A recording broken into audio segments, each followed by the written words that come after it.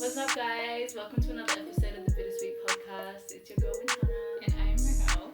We're going to be talking about understanding the changes in friendships as you get older, outgrowing friendships, and I guess learning like when to kind of move on from friendships, because it's just a lot more difficult navigating friendships as an adult versus like when you're early in your early 20s. Yeah, it is. No one prepares you for it either. It's like, oh, whoa, hey. Like, I feel like there's always talk about how to deal with a relationship, like a intimate relationship breakup. Yeah. But not that it's like easy or anything. Obviously, both is hard. But I'm like, they don't prepare you for how to lose a friend. It's hard, and it goes on for ages. It's harder. Well. It's actually harder, and it cuts deep when you lose a friend. Like, it's more of like I just feel like, because you feel like your friendships are so like stable, and you feel like your friendships are just like one of those things that just, they don't move, they're your friends. So like over the years, you kind of like take things for granted with friends, or not even, like sometimes you don't realize how many things, like people have different like requirements as you get older. Like we're always talking about evolving and like, you know, trying to like be a better version of yourself and all that kind of stuff. And it's like, as you're doing that, your expectation changes, and your friends are probably going through the same process, and you're not like, it's like that whole thing, like you don't relearn each other the same way you should be doing when you're in a relationship. But I feel like in a relationship there's just more like guidance, and there's more expectation to always be doing that. Yeah, and you're not as intentional in a friendship. I feel like I take them for granted, and then I'll lose a friend, and it's like, oh, It's like, damn. So yeah, I think that depending on how close you are, of course, but it's not like you're out here having like heaps of conversations about like expectations and the importance of communication and all of those things. As much as a relationship. I feel like, I don't even think it's as much. I feel like there are some friendships that don't even do that. Yeah. Because you're so used to being like, to not doing that, and you're so stuck in your ways that it kind of feels awkward to do that.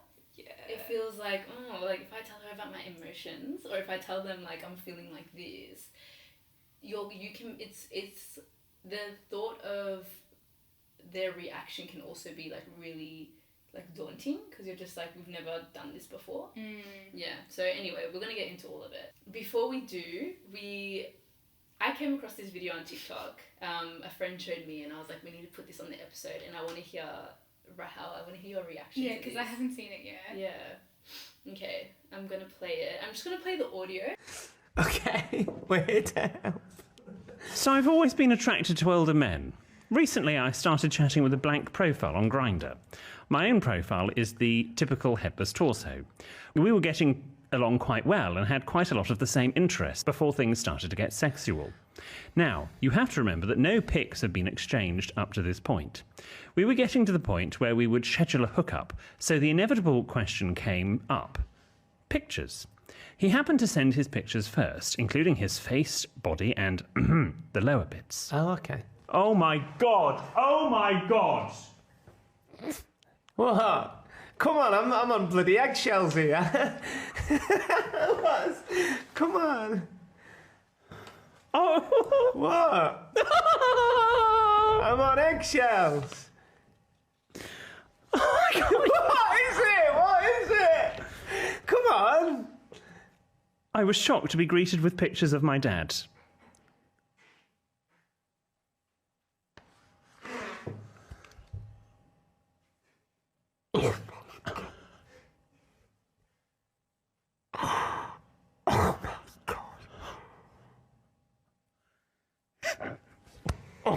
Have you just been sick? Have you just been sick? Oh my god. I think we need to take a breather. I mean, you've sexted him, basically. At this point, I immediately closed Grindr and essentially ghosted my own father. Help. What should I do? What the hell? I don't even... Did you expect that? No. The way I would I don't know. I really don't know. I think it's just kind of. I could never see my dad. You're not my dad anymore. Obviously after that. not. Literally What the fuck? not my father. Is that a true story? That's a true story. That's a true. It's just like, at that point, what are you gonna do? What would you do at that point? It's abuse. What do you mean? What am I gonna do? Abuse too. They don't know it's you. You have a fake account on Grindr. On an app. He had the fake account. Oh. His dad was caught sneaking around.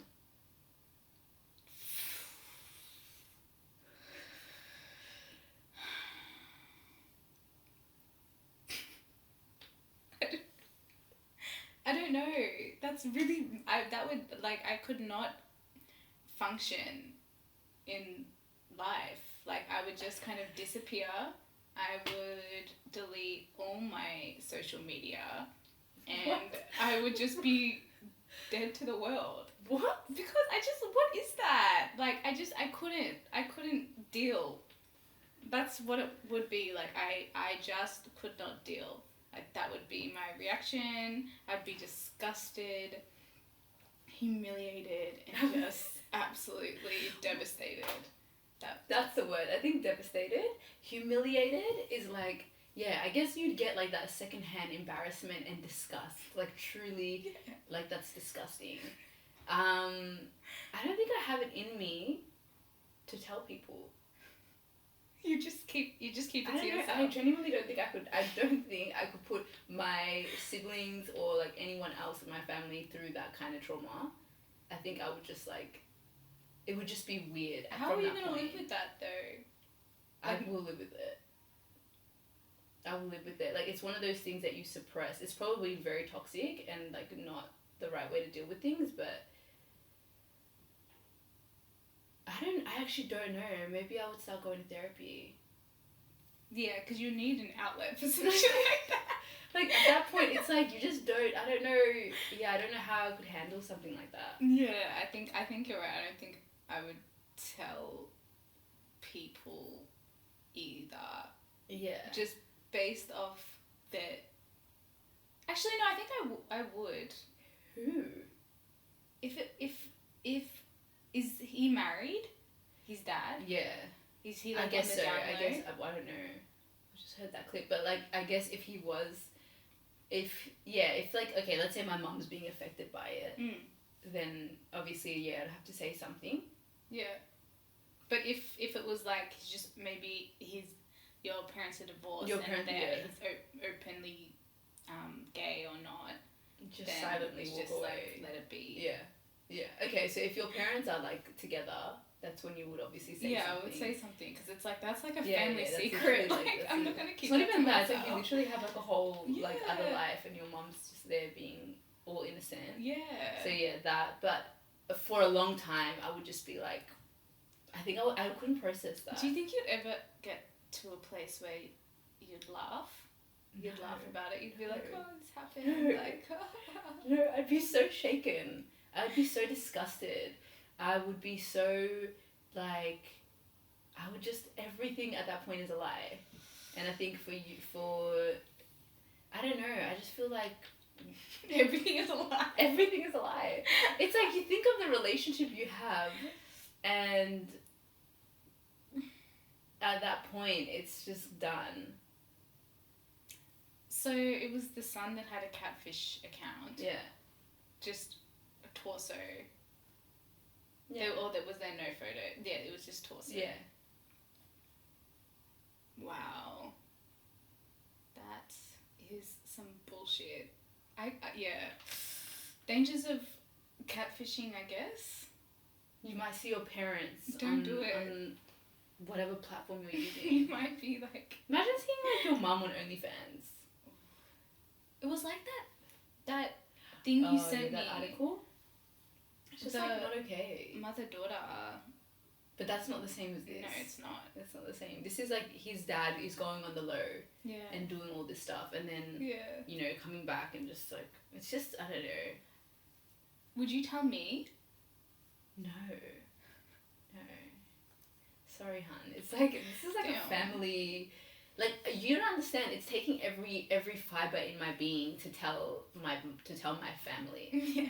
You know, I might even just tell one sister and hope she tells the other one. And then I'll just tell my mum. I don't know how I would do it because it's just like you're reliving that moment. Yeah.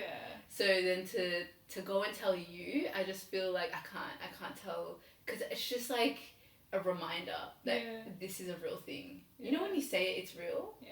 I can't. Yeah, it's like, whoa. It's like, whoa. It's too much. That's wild. Yeah. I was not expecting that at all. When I watched it, I was like, there are so many of like situations like that though. Through like online dating. Yeah, online dating. I've seen things on like people end up being like siblings. People end up, you know, like long lost. They're dating for so long and then they end up being siblings. Yeah. What do you do in that situation? Where I think there was one where both siblings were adopted by different parents, and then they found each other online just by chance. Yeah. And then they dated and found out that they were siblings. Oh my gosh. You have to break up, obviously. You have to break up. That happened to people I know, but they were cousins and they stayed together. They didn't know that they met. Where are they from? They're from here. They're from from the country. Yeah, they met, fell in love. They obviously didn't know that they were related. The families were estranged from each other, but it turns out they were like, oh, I want to introduce you to my parents. Took that step, introduced each other. Well, I don't know. One of them met the other one's parents, and then the parents were like, what the hell? They were like, that's like literally your cousin. And like first cousin? First cousin. Oh my god. And they just stuck it out. They just stayed together. They're married, they've got kids. And I remember I went like to... How are the kids? Huh? How are the kids? They're fine. Wow. That's a risk. Yeah. I think there's cultures that, you know, there's a lot of cultures where they do that and it's like considered normal. And there's like tests you can do maybe, like I think beforehand or something to make sure that genetically it's all going to be okay. And I think they might have done something like that. So it's like you're not purposefully like risking your child's life or something like that, because that can happen when similar genetics are involved. But yeah, I don't know if that, if that was me, I'd have to pull back. I don't think I would just keep going. Yeah, definitely.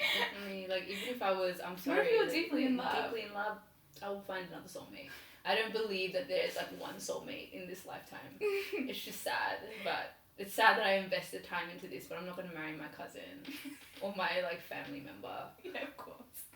I don't know. That's crazy. Wait, can I ask you a question? Have you ever had a crush on a cousin? No. Me and my cousins grew up like siblings. Because that happens a lot to people when they're young, and like I don't know. I heard people tell me that they had a crush on their cousin. I literally cannot tell you one cousin that I have. Like that's weird. That's like weird to me. Yeah. Very weird. Especially the way we grew up. It's like, you know, like we were sleeping over every weekend. Like my cousins were my siblings, my second siblings. Yeah. No. Sorry, that's such a weird. Have you? Yeah. What? Who? And when I was younger, I thought, I obviously knew that they were my cousin. Yeah. And I just, I don't know if I had a crush, but it's I okay probably did. That's so funny. But I was like, I know Were it. you close to them? No. Okay. No. We weren't close at all. We were it was the first time I had met them. Yeah. So it wasn't like we had any type of like relationship, but I knew that they were my cousin. And I was like, okay. Well, that's weird. No, I actually really sick of getting like judged by you on this fucking podcast. You told me you had a crush on your cousin. I don't know what I'm supposed let's to say keep to that. it moving. But to be fair, so I was talking to someone yesterday or before yesterday, and they were like talking about someone who was talking about marrying their cousins or like getting involved with their cousins, and they were like, cousins, there's no such thing as cousins. Cousins is this thing that we've all been conditioned to believe. You have your mum, your dad, your brother, your sister, and that's it. Everyone else is literally not family like that. So they're justifying the fact that they could, you know, get with their cousin. Alright, that's like, this is taking it one step too far. Well, I'm helping you defend your oh case. my god. Because right now, Literally, this is looking very I was sus. like fucking 10 years old, so please stop. Please I'll let it go. I'll let it go. I'm gonna let it go. Let's just move on to the actual topic of today. So, as we said earlier, we're going to be talking about friendships, navigating friendships, or like, let me phrase it differently. We're going to be talking about navigating adult friendships because I feel like there is a huge difference between, you know, your high school friendships, your early 20s, and then once you get older, like different rules start to come out. And also everybody starts to like grow in, you know, their own direction. Different ways, yeah. Yeah, so let me ask you, Rahel, is there a difference between how you move in your friendships now versus back when you were, I guess, younger, like high school, teens, early 20s? Yeah, definitely. Yeah. Spill the tea. Spill the tea.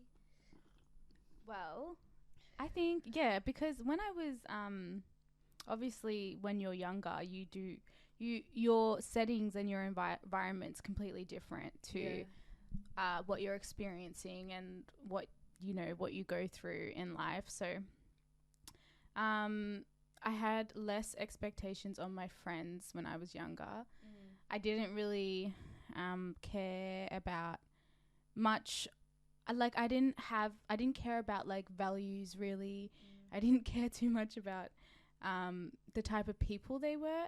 I think it was more about what they were providing to me, which is like laughs or someone to have a bitch with if it's high school, like, you know. And I think also it's for people of color and specifically for black people, it's a whole different playing field for that, like, because, you know, a lot of us in Australia grew up in predominantly white spaces.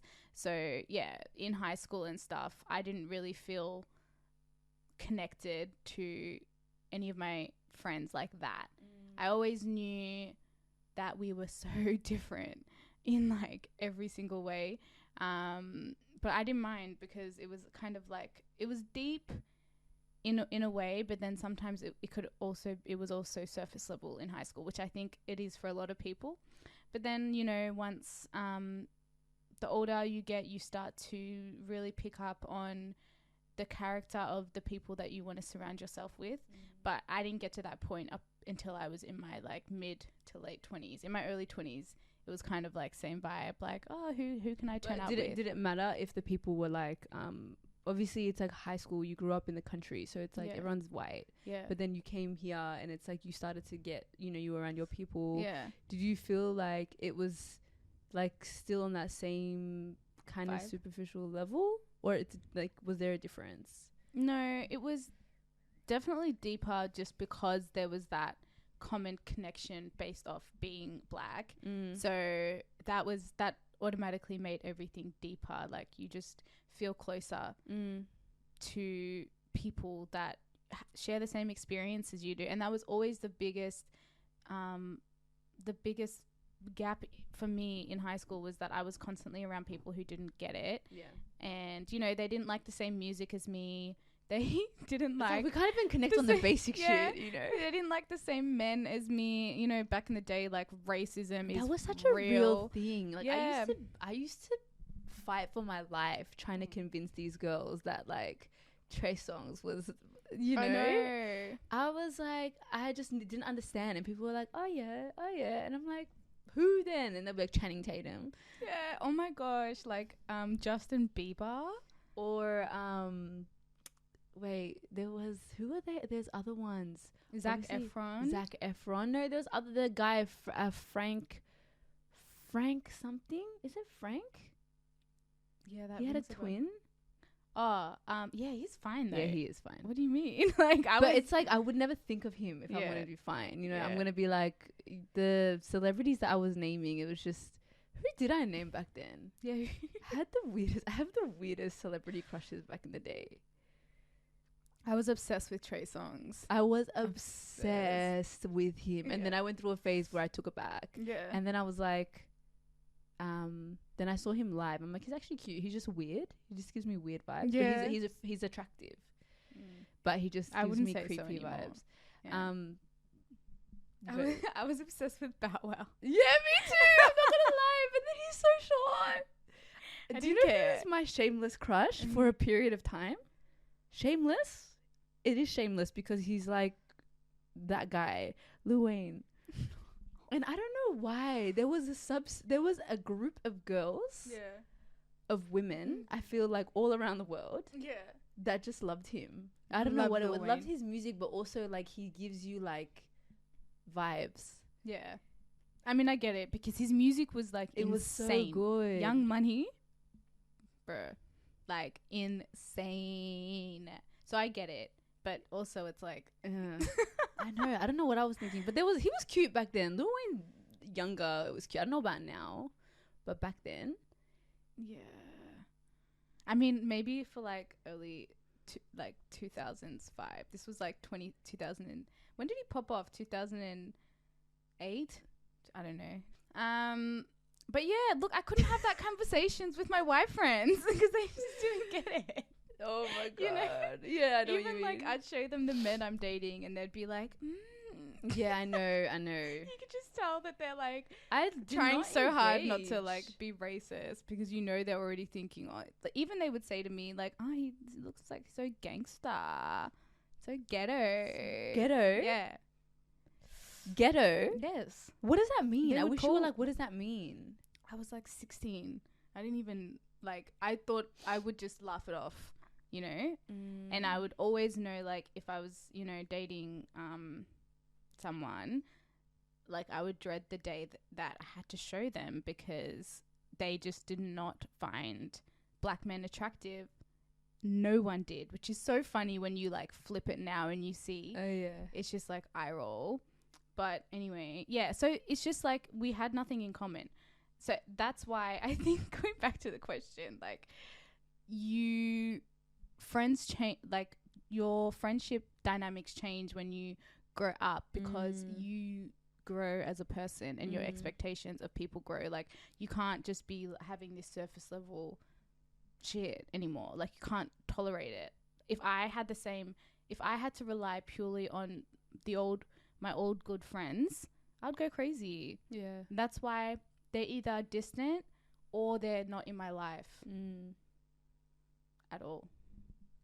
What do you think though? Why do you think? I agree. I actually agree with you. I had a different, like, I feel like same. I think I don't really, like, I have high school, but I don't really, like, look at high school when I look at, when I think of, like, adult friendships now. Like, I have 2 friends from my high school that I really stuck with, and everybody else I just, like, don't communicate with. But I remember, like, leaving high school and having, like, such a strong group of girls, and it was consistent. It was, like, weekends we're going out, weekdays we're gonna go out for, like, dinners. We're linking up, like, every second, every third day. It was, like, haps were always happening. And I was just, like, yeah, like, there was always things happening, and it was good. But then I feel like with things like that, it's like you're so absorbed in each other's lives, like, everything that you do was, but then you also don't, it's friendships like that where things start to go sour because you're there for, like, a good time, everybody's hyped, but you're never really, I feel like it lacked substance because it was just a good time. I think it just comes with age. It's like the level of support you have for each other is different. Everyone's just there for a good time, and you don't really clock that you need other things from friendships, or, you know. And I think even when you're younger, friendships aren't really like, they should always be, I guess, like, you love each other and it's easy and it's just, you know, just an organic thing.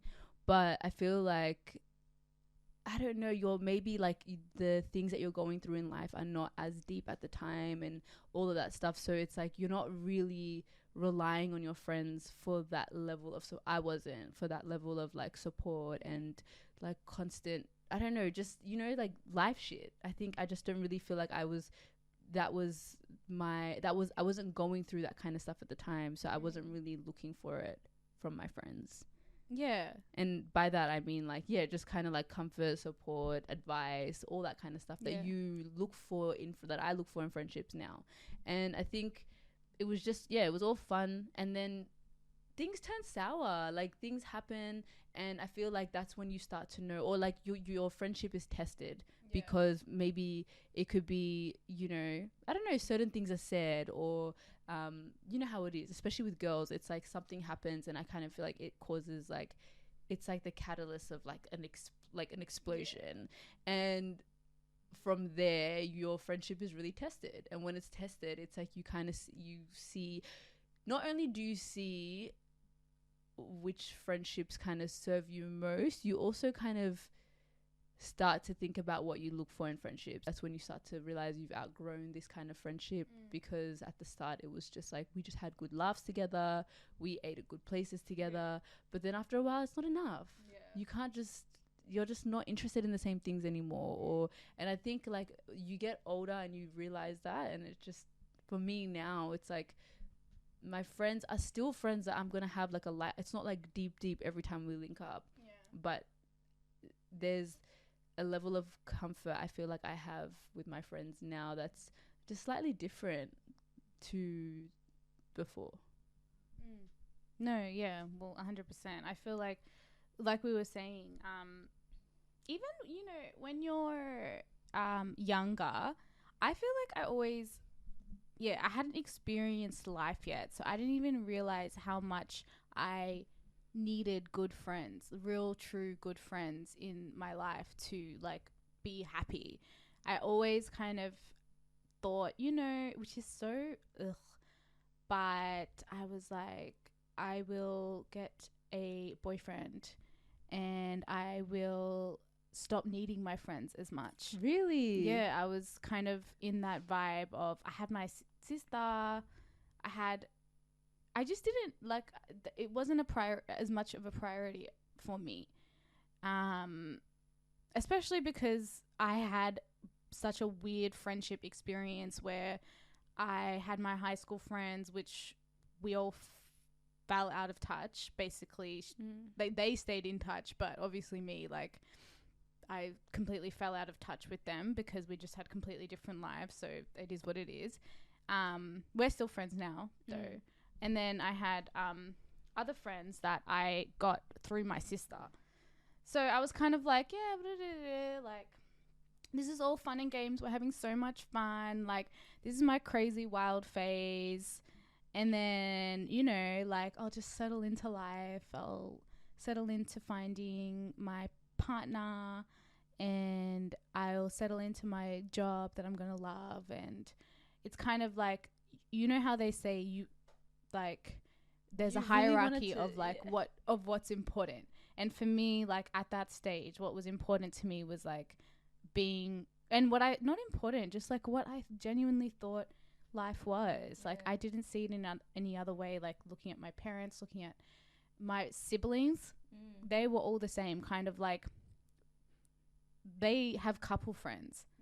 They don't have like friends. They're just friends with other couples. That's wild. Yeah. So I kind of like saw that happening for myself. And then, so I just think that's another reason why we kind of like, go through life not really prioritizing friendship until, not prioritizing friendship, like seeing how important it is in, you know, in how you live. Until you get older and realize that like your friends are and should be like one of your strongest supports, because outside of like romantic relationships and family, you need your friends and you need your people. And that's what I realized when I kind of went through, like I finished my degree. I broke up with my boyfriend, and I was like, I have no real, like, I have friends, Yeah. but it's like they're my friends through my sister, and then I have my high school friends. Yeah, I know what you mean. And You it's didn't just have like, any where, that but you... who are my people, you know? Yeah. So I was like, yeah, obviously I've told that story like 50 times, but that's That's it's how it just happened for relevant you. to like the conversation. Yeah. So I think like you start to kind of, you grow and your priorities change, and then the way that you start looking at the people around you change. It's like you start examining them. You start and and- like clocking like the weird shit that people do, and that's what I started doing as well. I was like, man, this girl, she doesn't care about me. Yeah, and She I actually does not give a fuck about me. And that's another, because like I feel like my perspective on friendships is so different to the way you saw that. Like I don't think I saw it as, I kind of, and I like to, like I've said it before, I like to keep my stuff separate. So I have my man, that's my man. I have my friends, and I love my friends. It's like a second family for me. And I just love, like, I always say, like, I love a girls trip. I love to girls night out. Like, I just like that stuff. So when I have friends, it's like, that's where my mindset is at. It's like, you know, I cherish it. But at the same time, it's like sometimes it can be to my own detriment, because I feel like especially when you're getting older and you're kind of growing out of friendships and you're realizing little things about friendships. It's like when you're really young, you don't have the same standard you have as you get older. And I think it's just, that's like life experience, you know. And when you're younger, it's just like everything's a good time. You don't really have expectations. When you're so invested in your friendship, especially like being younger and just, you know, I feel like it just feels like the idea of like losing a friend when you're younger is like near impossible. It's like, this is my ride or die. This person's gonna be with me to the end. Like, that's how I used to talk to my friends, you know. It's like, we're gonna grow old together, like that stuff. But I feel like, yeah, like you literally it's like you ignore red flags. You ignore red flags. You ignore a friend moving shady. You ignore a friend like just doing things that a friend wouldn't do. And I feel like that's that is like the downfall of kind of like, I don't want to say cherishing a friend, but it's like the downfall of like, I guess, the ride or die mentality, where it's like, this is my friend, like I'm loyal to them no matter what. We've been friends for X amount of time, like I have to, you know. And it's like, yeah, I want to ask, like, at what point do you think we need to start doing something about red flags that keep coming up in friendships? Yes. Red flags being like, what's a red flag for you? In a friendship? Yeah. I think, so friends who are demanding, I think, is a red flag. So, for example, like, they just expect you to do things for them. Like, they'll just expect you to pick them up. And they'll be, like, manipulative about it, you know, like, why you... Or they'll expect you to pay for something for them, or...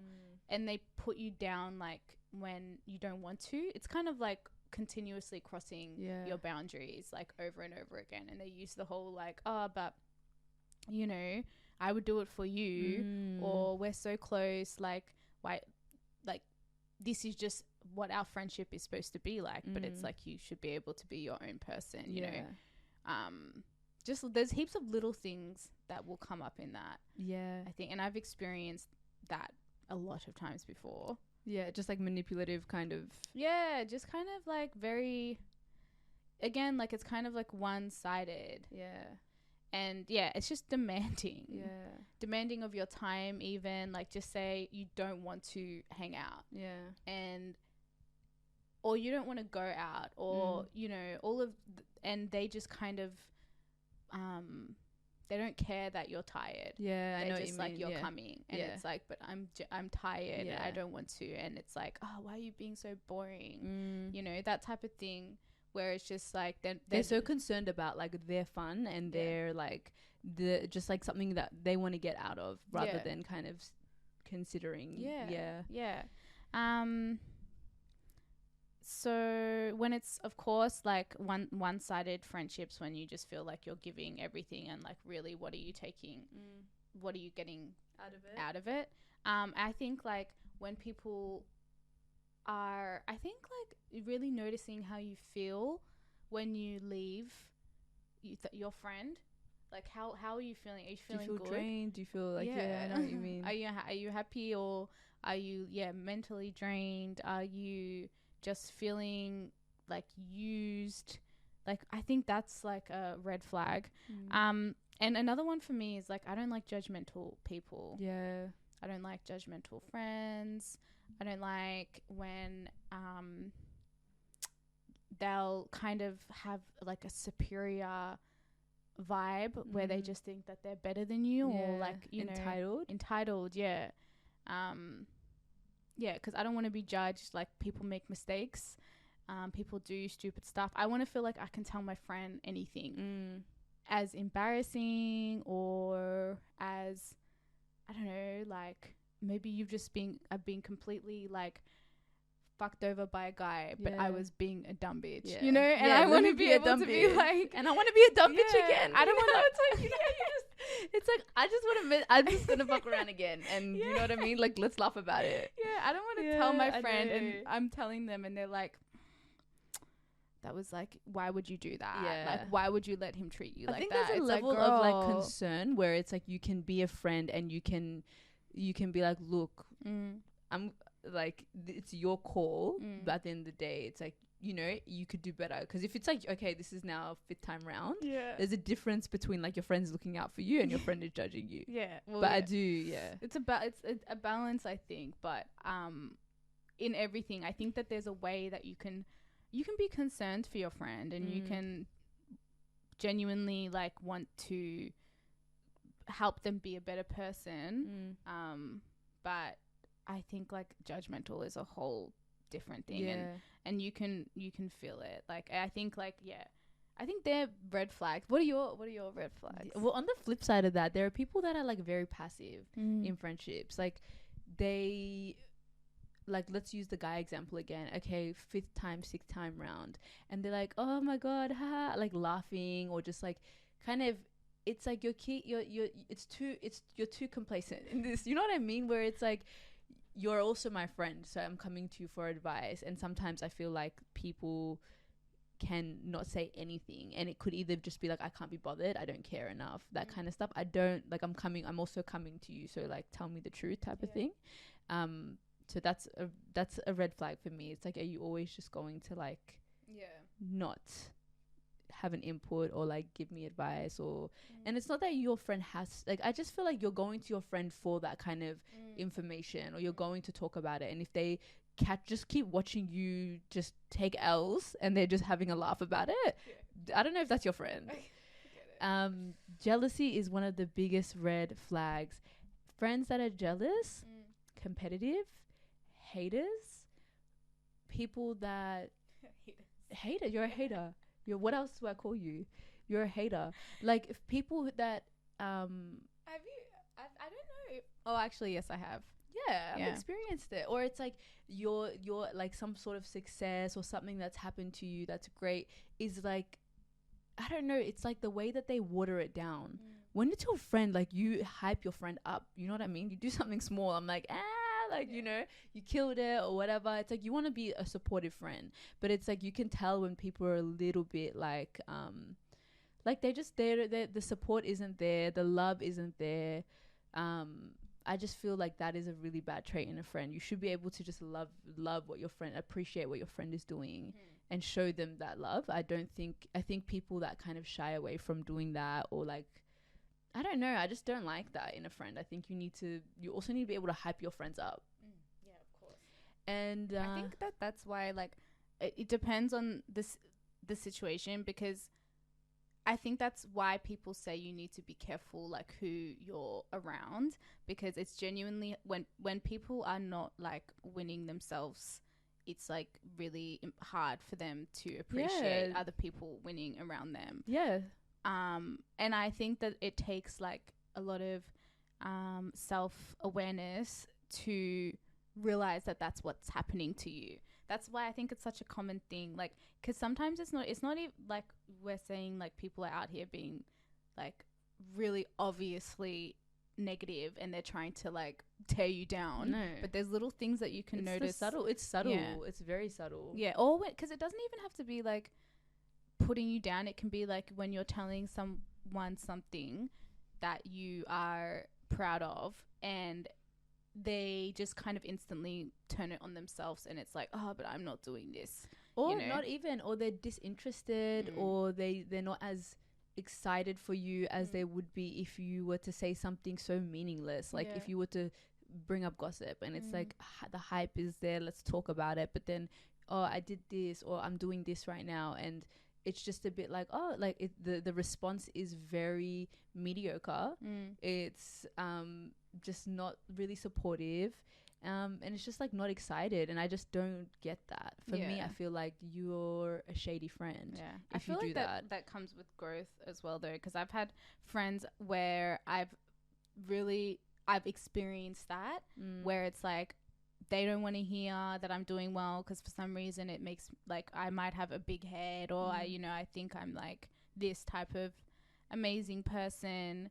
But I've seen like that pattern completely change in people that I've been friends with for a long time, where it's like now it's the complete opposite. They're excited, And, I think that's why it's like, you know, noticing those little things. It does come down to where people are also at in their lives. Like some people, obviously, you feel insecure about what's going on in your life, which could be like a reason why you're either putting your friend down or like not feeling like, you know, it's like you feel like your L right now, it's just someone else's win is your L. And I just feel like that, I just don't like that mentality, period. But I can understand it. It comes down to self-growth, but it's also just like you shouldn't expect people to keep you as close friends if that's the energy that you're going to put out. And then I hate inconsiderate friends.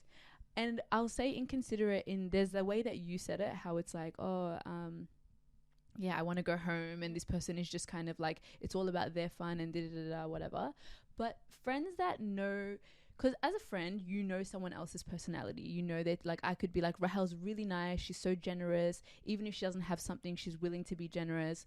And then there are friends who milk it. You're milking it.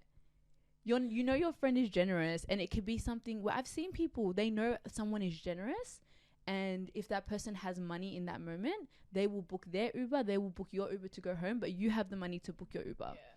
And you'll just be like, are you sure? You're a bad friend. You're a really bad friend. Pay for your own shit. Why are you exploiting why are you doing that? I hate people that do that. I feel like inconsideration, jealousy, hater attitude, I don't like that. The whole thing. The But whole thing. I wanted to bring up this thing I saw on. We love TikTok. On a here. TikTok. We love TikTok on this. TikTok is educational, no matter what anybody says. There's so much there. But you know it too. We're all learning stuff on that app. But my friend actually told me about this, and then I came and I was like, okay, interesting. And it's called the fatal flaw, which is like the fatal flaw friend theory. So the rule states that everyone has their own fatal flaw, or a flaw that is going to cause you the most distress. Once you realize each friend's fatal flaw, you either have to accept it and choose not to be bothered by it, or rethink the friendship. If the fatal flaw is truly unacceptable or something you can't look past, constantly needing validation, telling white lies, or cancelling plans last minute, the friendship should probably be reevaluated. Otherwise, you'll constantly be mad at a friend for a simple factor of their personality that you're already aware of and can accept. In other words, identify what irks you the most about each friend, and then try to decide if it's something that you want to accept and let bother you, if it's something that you want to accept and not let bother you, or if it's something worth rethinking the friendship over. So this was like really interesting, and it kind of like goes into the whole red flag thing. But it's like, I feel like we all have had at some point like close friends around us, and it's just like there are certain things where I just can't stand, whether it's like lateness, or just like, just like bitchy personality, shady personality, things like that, where it's like, can I, or just like attitude. Some people just have like this, and it's like, can I deal with having you? Yeah, the fatal flaw is like, basically you have a friend, like you either deal with it with the friend, because it can be something that small where you're like, okay, you know what, this is just who they are, and or it's like, I actually can't. And if it's something that doesn't align with your values, then you need to like rethink it. And I think that's kind of an interesting way to go about like assessing your friendships, especially when you're outgrowing people. If like, I don't know, deep conversation and like substance is such a big thing for you, and you've had a friend since high school, and you feel like the more you guys progress, it's like it's not fulfilling that need for your of what you want in a friendship. I don't necessarily think it's about cutting them off. I just feel like, I think they're like our friendship tiers. Yeah. And it's like, you've got your close circle or people that you talk to regularly, you catch up with regularly. And then there are people that you just like, you still love, and you have all of that, like you cherish your friendship, but there's just different, it's like different expectations that you have from the friendship. You don't maybe need to catch up every weekend or regularly be in contact with each other, because you just don't have much to talk about.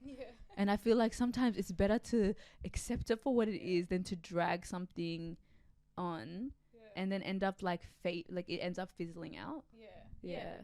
I agree. It's like but just like knowing that about the person and then moving accordingly. Like, it's either something that it's like, okay, absolutely not, I can't have this person around me, or it's like, okay, I don't value this, but I know what is the problem, and I'm going to distance myself, but like not cut them off. So I feel like my fatal flaw with people, I have like 2 levels of fatal flaws. So obviously the one where I have and I would cut people off is people who like the big things. So of people who are mean, people who are, they're just not your friend. Literally they're not good people. They're not treating you well. They're stepping all over your boundaries. They are inconsiderate, rude, all of those things. Because I've had people like that are my friends in my life, and it's like, okay, that's like it's a no-go. You are bringing out the worst in me, and I don't want you around. But I have like fatal flaws where it's like, oh, okay, let me just deal with it. But it's definitely like, we're friends, but there's a difference. So how do you know the difference between, like, I guess you kind of said it, like cutting your friend off and outgrowing a friend? Because we were talking, like we put out something on social media, and I was like, what is like the hardest thing about navigating friendships? And there was the responses like toxic friendships. There was like a few that came in about toxic friendships, and then some that came in about moving on when your values don't align anymore. So moving on, and communicating without hurting the person. So how do you outgrow, you could have friendships where, obviously with toxic friends, I think it's very easy to be like, to either distance yourself actively and just, it's kind of like you're just, what you're doing and the way you're moving is not what I value in a friendship. And I think you can make that very clear. And distance yourself from that person. I guess you just have to be intentional about what you want to do, and that's like maybe knowing whether you want to cut someone off or whether you want to keep someone, because cutting someone off, I think, should always, if you're going to take that drastic a step, then there should be a conversation there where it's 100%. Like, because it's just not nice. Even if they're like quote unquote like a toxic friend, I don't think anyone deserves to be like, if it's a big thing. But Rahel, some people deserve to be cut off. Let's be honest. I know. But I think it's like, you don't want to be out here with beef. Like, that's what my thing with cutting people off. I'm not trying to be out here like, I have beef with this person and this person. I think you can make it clear that we're no longer associating with each other. But that's a hard one. So it's like, how do you cut someone how off? do Or you- what is, How do you, if your values don't align anymore, how do you communicate that to someone without hurting them? How can you do? How? I just don't know if that's possible. Well, I feel like, yeah, I don't think, maybe it depends. I mean, obviously there's scenarios. Sometimes it's just like we have different interests. Like, have you ever got together with a friend or like someone that you knew in the past and it's just like, what do we talk about now? Yeah. And I think with those situations, it's like you can actually just distance yourself. Life gets in the way. There's just like so much going on. You really don't have time to just be catching up with someone where there's just not a lot going on. And I think sometimes it's a mutual thing where two people are like, you understand that and you just check in on each other and that's what it is. But then I think if the other person is not seeing that your values don't align,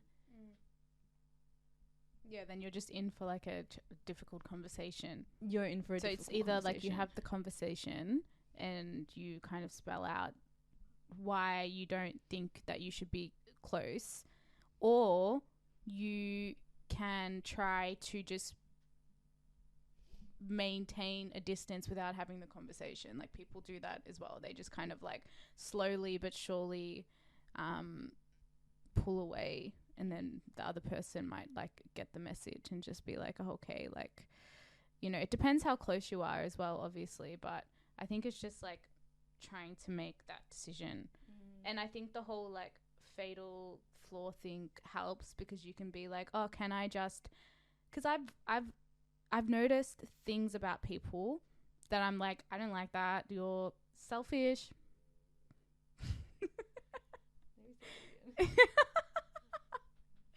You're because I've noticed things about people. It's like, you're selfish. You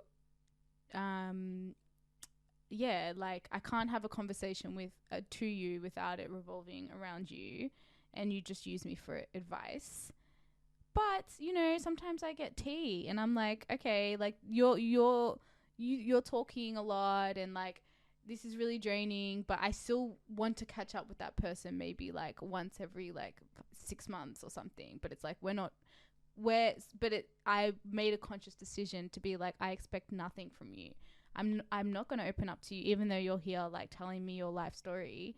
You don't know anything about me. You don't care to know whatever, but I don't have any expectations of you. So then I'm not going to be disappointed. How can you be bothered then the once every 6 months? For me at that point, it's like, because it's like, this is a random appointment. because we're like, I don't know, there's still love there,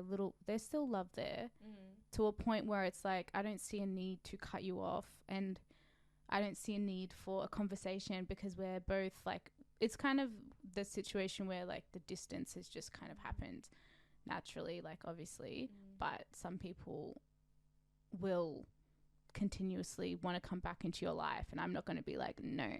I'm just going to be like, all right, cool, we can catch up.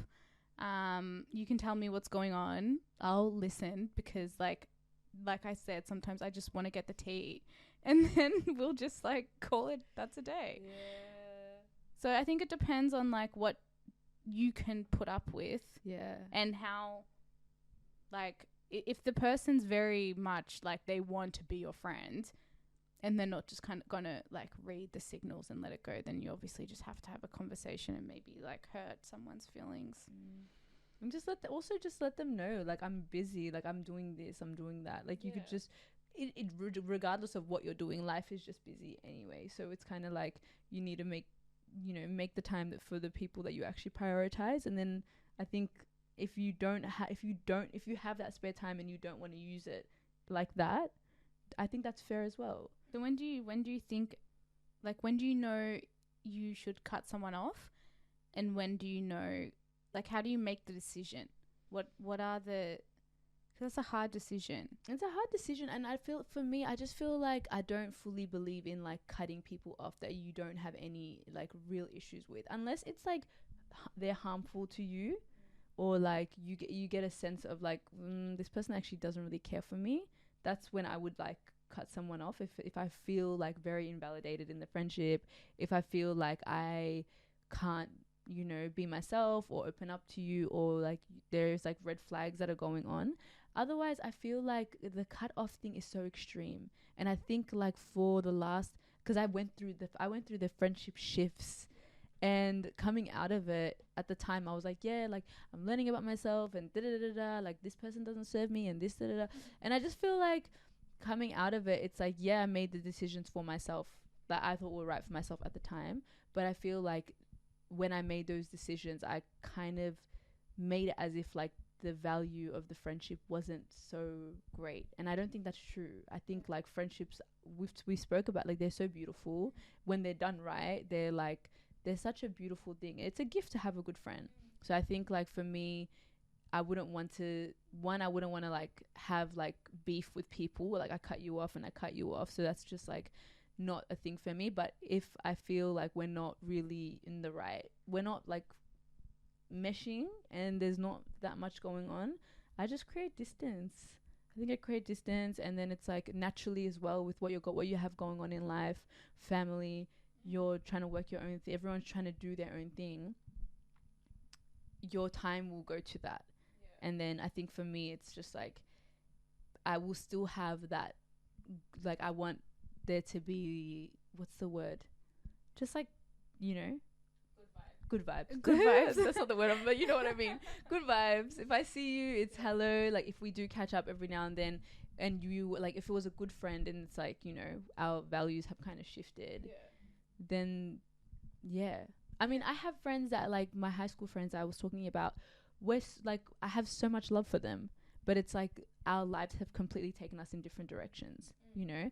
And because of that, we have a group chat. We catch up like maybe once a month, maybe, you know, even sometimes we can go like a couple months without seeing each other, and it's fine. And I just feel like that's, you have your friends that you see on a daily, that, and they have their friends and their, you know, boyfriends and stuff that they're constantly around, and husband. I think that you like different friends can, you know, come into your life for different reasons, and they can bring different things. I think that sometimes we can be like a little bit too liberal with the word toxic, where it's like, oh, she's so toxic, and like he's so toxic. Is she toxic? Yeah. Or she just doesn't feel your needs? Exactly. Like, what's going on? It's like maybe some people have called me toxic, maybe they've called you toxic. It's like you're not in someone else's mind, so you can't always put it on the other person and just be like they're a bad person because they're not doing what I want them to do. It's like maybe they just don't want to be like maybe they'll be a good friend to someone else and they're just not a good friend to you. So I think it's like important to be careful how we categorize people, because like I said, like you can overreact and then you could end up losing someone that could be a great part, like a very important part of your life. And that sucks for you. That sucks for you. Because, so, you know, I just want to add to that. I feel like a lot of us also, like, I don't know if it's this social media stuff and like the way that we like have to always be aligned in every way. And it's like, not every single one of my friends need to be working in like the field I'm working in and interested in the exact same things. Like low key, that's boring. And I feel like a lot of people judge like, oh, they don't do this or they don't like what I like, and because of that, like we can't be friends. And I'm just like, why do you, as long like there has to obviously be some common ground. Maybe it's like what you got, like obviously values, and like maybe even just like how you guys can have like a good laugh, and how you guys like it just at the end of the day, for me, it comes down to the person. And if that person, like if you can have a good time with them and also they have like, they're just like a really pure person, judge it off that. But don't like, okay, yeah, they're a good person, yeah, they're like this for me, yeah, blah blah blah, but like we don't have the same interest in this and that. It's not that deep. I feel like a lot of people like miss out on friendships because they're so invested in like them being aligned in every single like department. I think if that's what you're considering, then reconsider. Yeah, because you know, then things can get boring. Like literally you said, like you could meet someone who is like the opposite to you in every way. Like for example, I'm still friends with some of my high school friends, and we are so different, but there's advice they give me, there's memories, there's an understanding that we have that I don't want to give up, because it's just like, it's comfortable and we're close and we love each other. So even though, like, you know, there's things that they've done in the past and, you know, that could justify that, but I'm just saying, like, I think that people can be a little bit too judgmental of other people, and you don't want to end up losing great people in your life just because you deem them as potentially toxic, or because you've jumped to conclusions, because like I do that all the time as well. So I think all in all, it's just, you have to be really like everything, you have to be mindful and keep an open mind before cutting a toxic friend off. And also have a conversation. I think a lot of us are like, I don't want to have a conversation, or like it's too daunting, or like I don't know how they're gonna like, just have a conversation. That also helps to know like what this person is willing to, you know. Sometimes it's like, when you have a simple conversation, it fixes a lot of things, and sometimes it's like, okay, actually their response was whack, and if this is what it is in my time of vulnerability, because they might not even know what the going on in your head. It's like, trust you know, me, it's just like all this stuff, like this person like doesn't prioritize their like health, and you know, they don't listen to me, and they don't make time for me, and blah blah blah. But it's like, a conversation could uncover that, you know, XYZ, they've got a lot going on, or they didn't know that you were so passionate about this, and okay, they could make more effort to care. Like, like I think just having that conversation, because I think like with friendships and relationships, it's so different, because we put so much more effort into our relationships. 1000%. It's like, we'll like move mountains to make it work, but with the friendship, it's kind of like, people don't really do that. They'll just kind of let it fall off. But it's like, the older you get, and what I'm realizing is that you start losing friends, which is good, but girl, like, it's hard to make friends. It's hard to make, so and it's also it's like you can't hard just to be cutting keep people off and that. maintain friends, because it's like life literally gets in the way, and because life gets in the way, it's like we're not with each other all the time, we're not talking to each other as much as we were. So it's like the effort that you put in, there's so much more effort required in friendships, whether it's like checking in on your friend, or like, you know, spending actual proper time with them, doing like things like that. It's just more intentional, and there's more effort that you need to put in, when compared to when you were younger, where it's just it's a little bit more like easy and like effortless, but like I feel like the level of substance is different. And I think that just like, that's one of the big things I think I've learned about growing up, and like just maintaining friendships. It just feels like it's not a bad thing, because it feels like richer. Like the friendship isn't like it's more meaningful. It's more like richer relationships that you're forming, especially like when you have like day one friends, and you start to, because you're getting older, you're learning new things about yourself, and like your expectation is different to what it was when you were like 18, 20, you know. And so naturally your friendship expectation is going to be different as well. And it might just be like, with me, it's like, I don't know, with me, it's like, I like when my friends like check in. But I feel like when I was younger, I didn't care about that kind of stuff. It was just like, whatever. But something so simple, it's like, oh, cute, like, you know, you call me, or you know, you're checking in on me. Like, it means something different, I guess. But everybody has their own thing. And I think like you have to continuously like be relearning your friends and putting in the effort. Yes. Because, if you don't, like, it's just not gonna happen. Yeah, and you could just like end up. I'm here scheduling like catch ups. But the other thing I would say is that it's completely normal to lose people in your life, and it's okay, and it happens to everyone. And if people are quote quote cutting you out of their life, if you're feeling the need to cut people out of your life, it's just a sign of maturity and growth. So I say just don't feel bad about that, or like, and if you're sad, be sad. Like I feel like it's one of those move on and whatever, forget about it. It's a sad thing. Yeah, of course. So that's what it is. But also try to be mature about the way you do it, so you don't come out regretting it. And that's what I mean about like cutting off versus distancing, and or just like the way you approach the person that is your friend or whatever. Think about it. Reflect before you act. All right, guys. This was a lot. I feel like there's so many other things that can come out of this conversation, but we're gonna wrap it up here, and we'll catch you again next week.